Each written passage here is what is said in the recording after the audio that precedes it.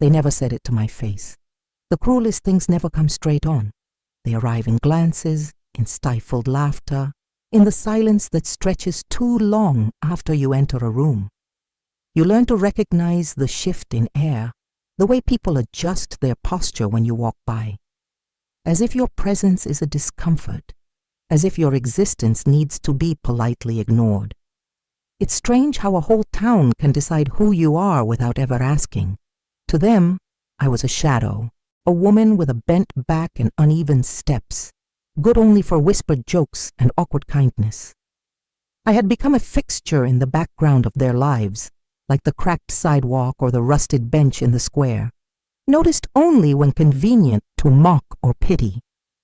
But the truth is, I was watching them too. Every sidelong glance, every hushed word. I remembered it all.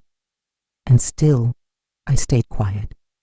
I carried my pain with grace, wore my history like an old familiar coat. No one ever asked for my story, so I stopped offering it. But I was never invisible. And one day, when they least expected it, they would see me. My name is Evelyn Carter, and this is the story of how I stopped being a joke and became something they could never laugh at again. My house sat on the edge of town, where the pavement gave way to gravel and the cornfields began to hum with wind. It wasn't much, just a small, weathered home with peeling paint and a front porch that creaked when you stepped on the third plank. But it was mine, quiet, safe, honest. Inside, time moved differently.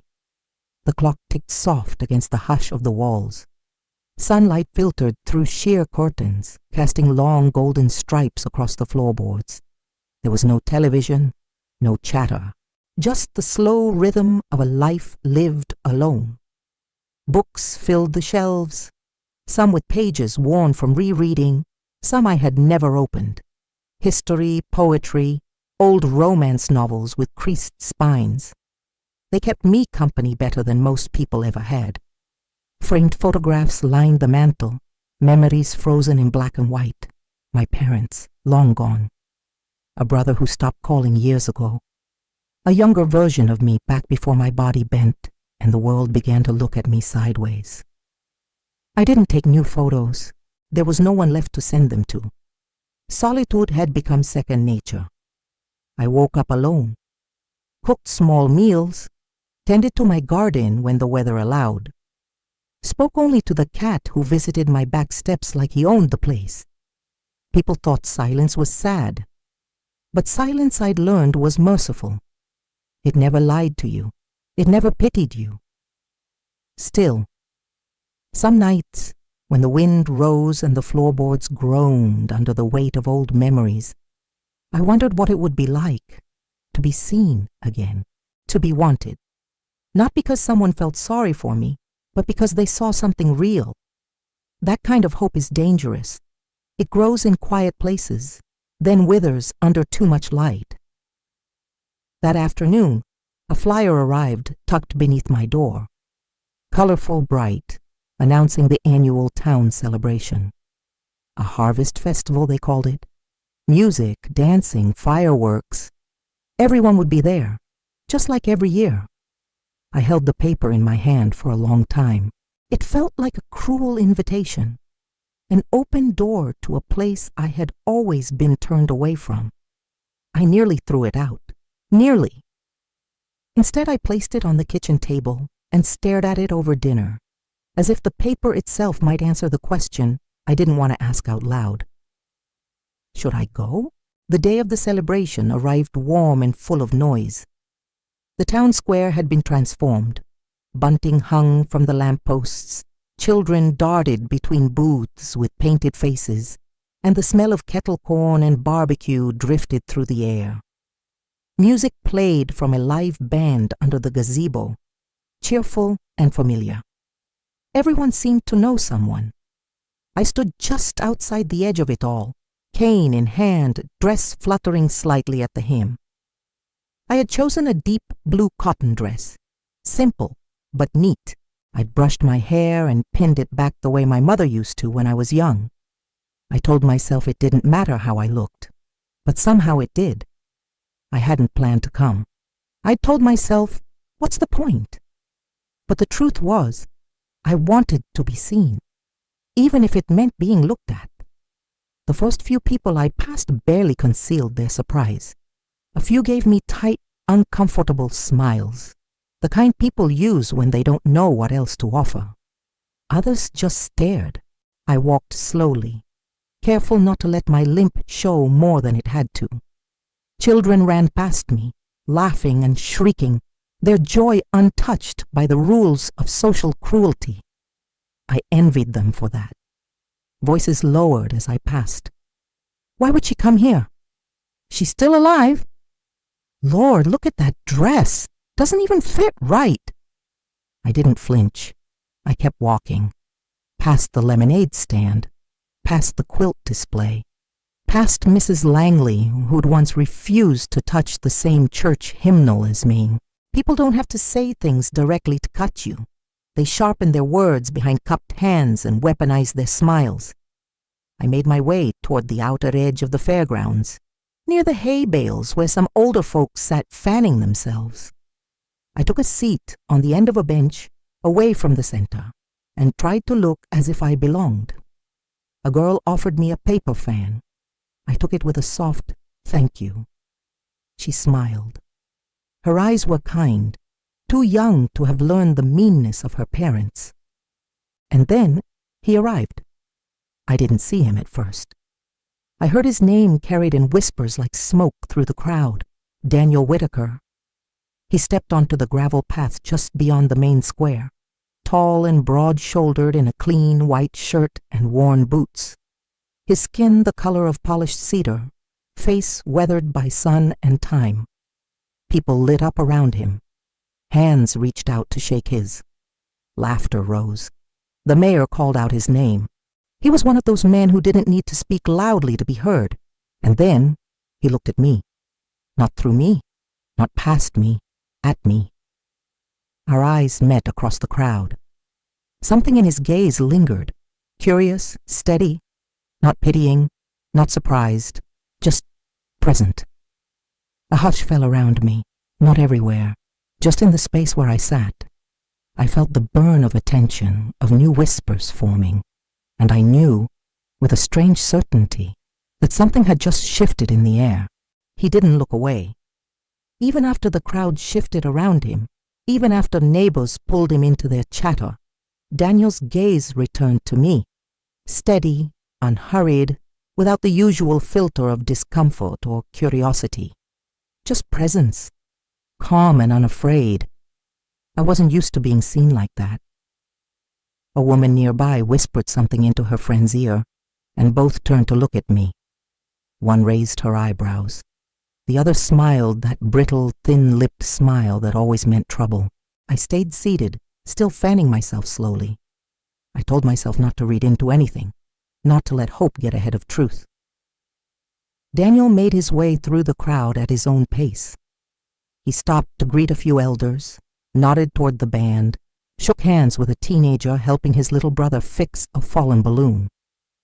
Nothing about him felt hurried, yet with each step, he seemed to be moving in one direction, toward me. By the time he reached the edge of my bench, the voices around us had dulled into background noise. I looked up as he stepped closer. "Miss Carter," he said, tipping his head slightly. His voice was low, rich, calm. "Mind if I sit?" I blinked once, twice. "It's a free bench," I replied, not unkindly. He sat beside me, leaving a respectful space between us. The wooden slats creaked under his weight. "I wasn't sure you'd be here today," he said after a moment. I turned to look at him, puzzled. "I didn't know you'd notice either way." A slow smile touched his lips. "I've noticed a lot more than you think." That silenced me. He didn't fill the pause with empty words. Just sat beside me, both of us facing the square, as children played and neighbors pretended not to stare. "You used to walk past my farm every Sunday afternoon," he said quietly, not looking at me. "Even back then, folks didn't treat you right, but you never walked with your head down, that stayed with me. I didn't know what to say to that, so I said nothing. Another breeze passed, warm and sweet with the scent of roasted corn. The fan in my hand moved slower now, forgotten. I think people get too comfortable deciding who matters and who doesn't, he continued, too quick to forget that dignity doesn't come from straight spines or smooth steps. I looked at him then, and for the first time in years, I didn't feel small. He turned his head slightly, meeting my gaze again. No smile, no pity, just a deep, steady quiet between us. And across the square, the whispers had already begun. Why is he looking at her? The air had changed. It wasn't just me who felt it. The entire square had shifted its gaze. Conversations slowed, laughter faltered, and heads tilted as Daniel Whitaker sat beside the woman no one had bothered with for years. It was as if someone had moved a painting out of place, and now the whole room couldn't stop staring. I heard them. Even if their voices never rose above a murmur, I felt their words tightening around us like rope. Why her? What's he doing? He must feel sorry for her. It didn't take long for the laughter to return, this time sharper, thinner, like it had something to prove. A group of women near the lemonade stand giggled behind their hands. A man nudged his friend and smirked in our direction.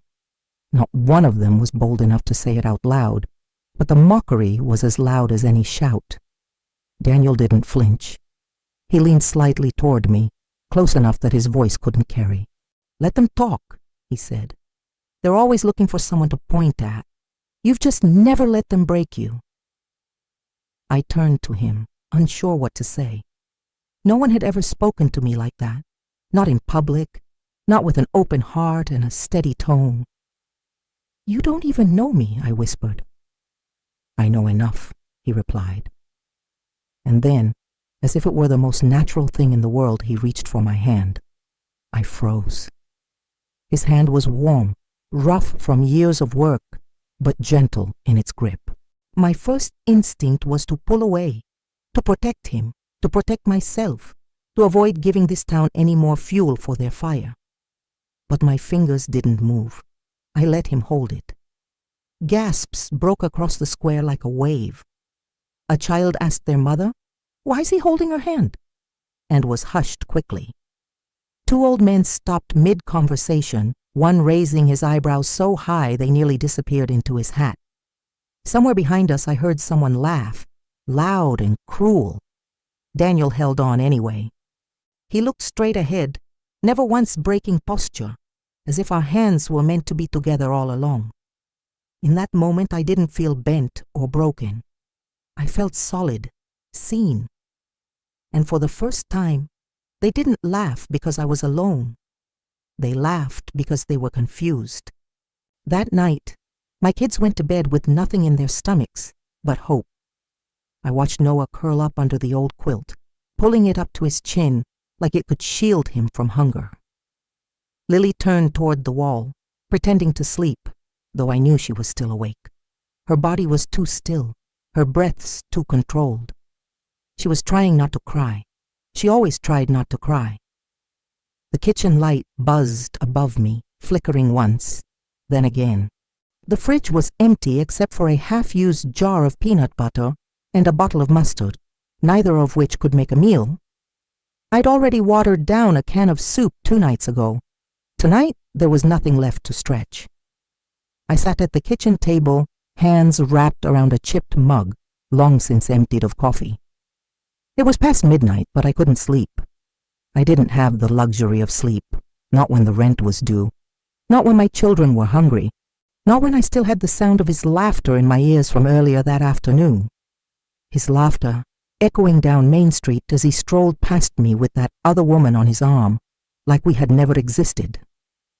Bradley had left us 11 months ago, not with a fight, not with a storm, just a cold goodbye, a neatly folded shirt, and a bank account drained to the last cent. "It's better this way," he'd said, almost bored, as if walking out on your family was just a business decision. I didn't scream, I didn't cry, I didn't even ask him why. I simply stood there staring at the front door as it clicked shut behind him. Everyone has a breaking point, but mine wasn't loud. It wasn't public. It didn't look like throwing plates or tearing up photographs. Mine came slowly, quietly, like rust creeping in under the surface. It looked like skipping meals so the kids could eat. It looked like washing floors in other people's homes while pretending not to care, when they looked through me like I was invisible. The world is cruel to women who are abandoned. You're expected to move on quickly, to smile and make it look easy, to say, "I'm fine," while you count every coin in your purse and pray the gas bill waits one more week. Some neighbors looked at me with pity, others with judgment, but none of them knew the truth. Not really. Not about the hunger, not about the silence, not about the secrets he left behind. Because even though Bradley was gone, he wasn't finished with us. His shadow still stretched across every corner of this house, his absence louder than any argument we ever had. And somewhere deep inside me, beneath the shame and the struggle, I knew one day I'd stop surviving quietly. One day the truth would speak louder than he ever did. And when that day came, I wouldn't just be the woman he left behind. I'd be the woman who rose from the silence and took back everything he thought I'd never have again. I had never been the center of attention, not like this. Not standing still in the summer heat while half the town held its breath. Not with a man like Daniel Whitaker on one knee, calling me a queen in front of people who wouldn't even hold a door for me. My chest tightened. My hands trembled in my lap. I wanted to look away, to hide from the stares, but something inside me refused. I looked at him instead. This man, proud and grounded, who had seen me when no one else did, who dared to kneel, not out of pity, but out of recognition. I could see it in his eyes. This wasn't a performance. It was truth. Still the voices crept in, the ones I had carried with me for decades. She's not like us. She shouldn't be here. What man would want someone like that? I had swallowed those words so many times, they'd almost become part of me. Almost. But now, with the town watching and silence thick as smoke, I found myself reaching back through every year they laughed, every moment they looked through me, every time I was made to feel small. And I saw it. Them, not me. Their fear, their cruelty, their need to define me so they didn't have to look at themselves. My breath steadied. I reached out and placed my hand gently on Daniel's shoulder. Not to lift him, not to stop him, but to feel something real in a moment that felt impossible. "Do you mean this?" I asked, my voice barely above a whisper. He nodded once, no hesitation. "With everything I have." I closed my eyes just for a second and let it all rise. The grief, the years, the loneliness, the quiet kind of strength it took to keep walking forward when no one cared whether you did or not. And when I opened them again, I wasn't the woman they remembered. I wasn't the shame they expected me to carry. I was something else now, something they didn't know how to name. Later that evening, after the crowds had thinned and the music had died down, Daniel walked me home. Neither of us spoke much on the way. The sky above us was painted in deep blues and quiet stars, and the crickets sang the only song we needed. The gravel crunched beneath our steps, my cane tapping softly beside us. When we reached my porch, he didn't rush to leave. He stood there, his hand resting lightly against the railing, looking out across the fields as if they held answers he'd been waiting years to speak. "I've never done anything like that before," he said finally, his voice low and thoughtful. I gave him a small smile. "You surprised a few people." He chuckled, but there was no humor in it. "Some of them won't forgive me for it." "That's not something you should have to carry," I said. He turned to me then, fully, clearly, and shook his head. "I'm not carrying anything I didn't choose. Not tonight. Not with you." I sat on the top step, careful with my knees, and looked up at him. The porch light framed his face in gold. I could see the tired lines around his mouth, the strength in his jaw, the calm behind his eyes. He had lived a life of labor and leadership. People respected him, admired him, and yet here he was. "You don't owe me anything, Daniel," I said quietly. "I know. So why now?" He didn't answer right away. Instead, he sat beside me, close enough that our arms nearly touched. The night air was warm, but I felt a chill, not from cold, but from the weight of something long buried beginning to lift. "I've watched you for years," he said. "Not in some strange way. Just watched the way you kept showing up every day, moving through a town that gave you nothing and taking nothing from it but your dignity." I looked down at my hands. "You could have left. Most would have, but you didn't." "I stayed because this is home," I said. "No," he said softly. "You stayed because you're stronger than they'll ever be."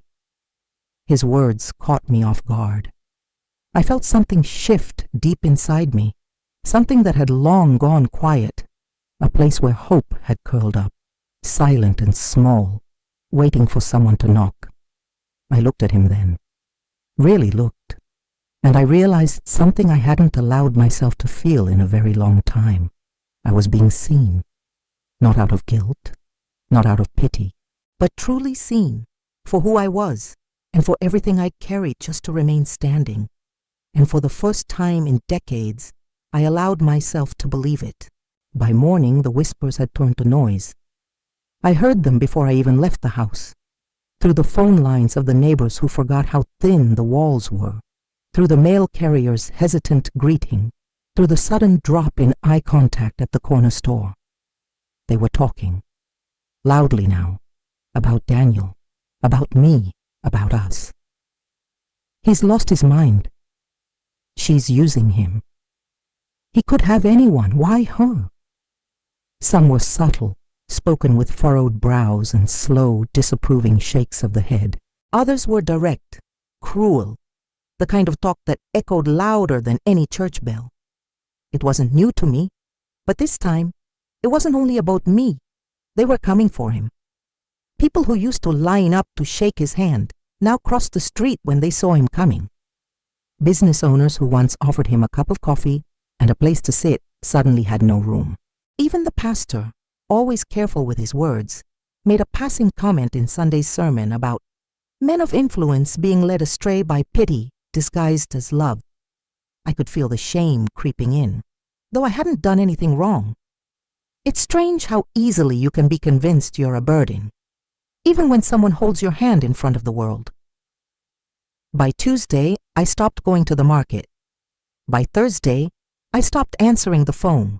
And on Friday, I sat at my kitchen table, staring out the window as the sky turned the color of rust, wondering if I had done the one thing I swore I wouldn't, pulled someone else into my silence. Daniel came by that evening. I didn't answer the door at first. I stood behind the curtain watching his silhouette, trying to decide whether to protect him from what loving me might cost. He knocked once more. "Evelyn," he said, voice calm, "you don't have to open the door, but I want you to know, I'm still here." I opened it slowly. He looked tired, not broken but changed, not because of regret, but because he'd been walking through the same fire I had, only now it was ours. "I didn't ask for this," I said, my voice thin. "No," he replied. "You didn't, and you don't have to carry it alone. I don't want to ruin your name." He stepped forward, eyes steady. "Then don't let them ruin you." His words hung between us like a challenge and a promise, all at once. But the truth pressed hard against my chest, quiet and unforgiving. If loving me meant he would suffer, was it right to stay? The church was full that Sunday. Not because of the sermon, not because of faith, because of us.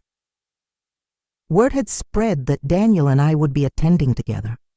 I could feel their eyes before we even stepped inside, some curious, others waiting for a spectacle, a few just hoping to be close enough to say they saw it firsthand.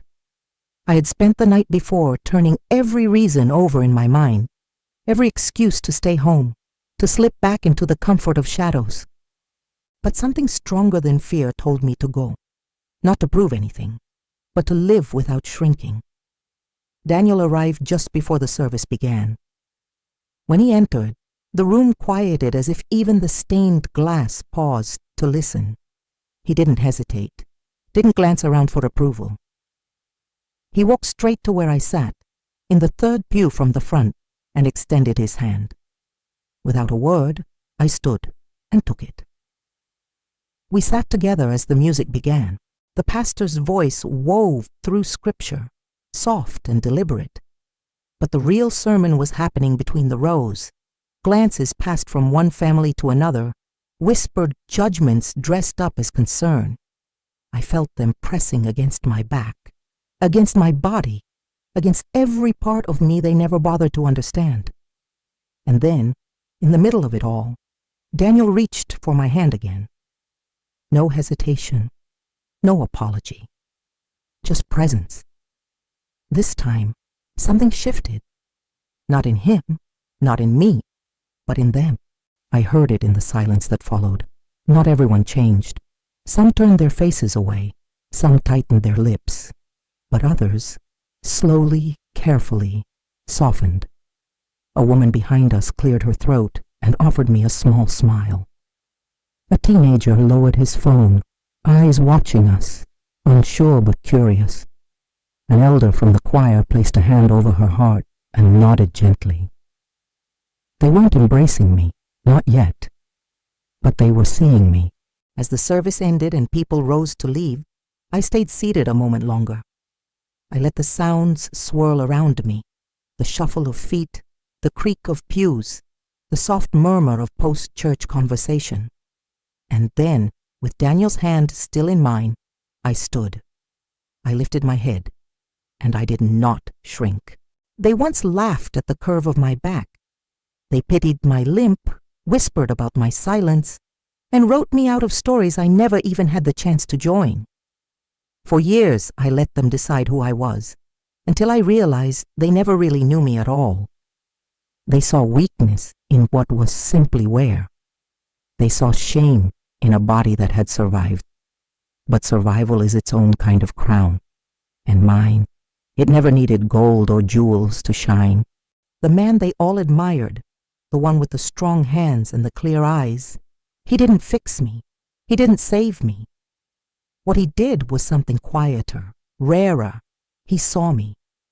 And when someone sees you, really sees you, you start to remember who you were before the world taught you to disappear. I walk differently now. Not because my body has changed, it hasn't, but because I no longer carry the weight of their smallness on my shoulders. I carry something else, something heavier, but worth the lift. Myself. So let them talk. Let them wonder. Let them wrestle with what it means to witness the rise of the woman they tried to bury with laughter. Because I am no longer theirs to reduce. I am Evelyn Carter, and my crown was invisible. But it was always there.